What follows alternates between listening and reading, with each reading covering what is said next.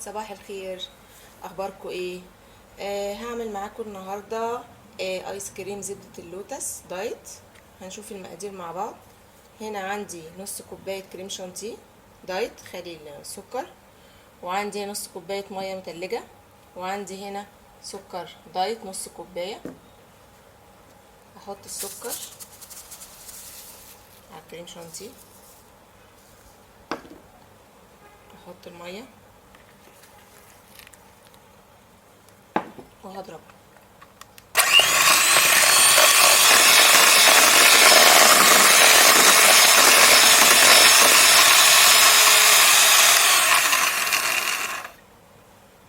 زي ما انتوا شايفين كده الكريم شانتيه اتعمل.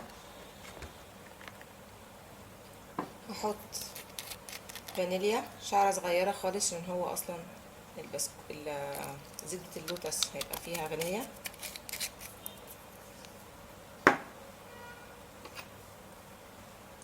هنا احنا عملنا زبدة اللوتس قبل كده في فيديو سابق. ابتدي انزلها.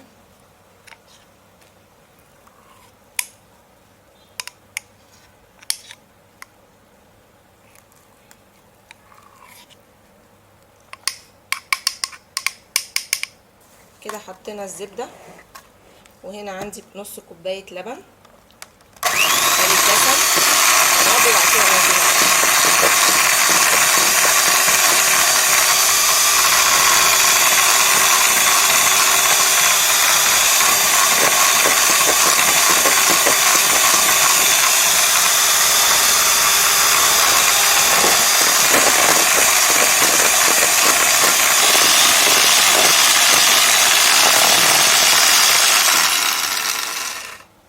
هو ده القوام اللي انا عايزاه.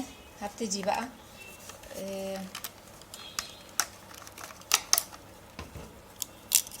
احط عندي بسكوت لوتس مكسر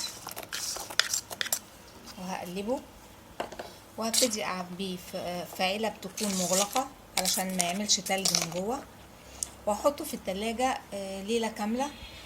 بس كل ساعتين هديله تقليبة علشان يبقى كريمي، ما يبقاش فيه حتت تلج، يبقى ناعم.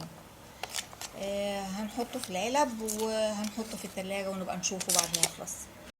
كريم اللوتس الدايت بتاعي بعد ما جمد وكريمي بالمنظر ده زي ما حضراتكم شايفين.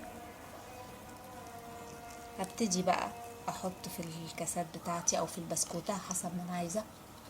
يا رب تجربوه. ان شاء الله الوصفة بتاعتي تعجبكم، وان شاء الله مع بعض في فيديو جديد.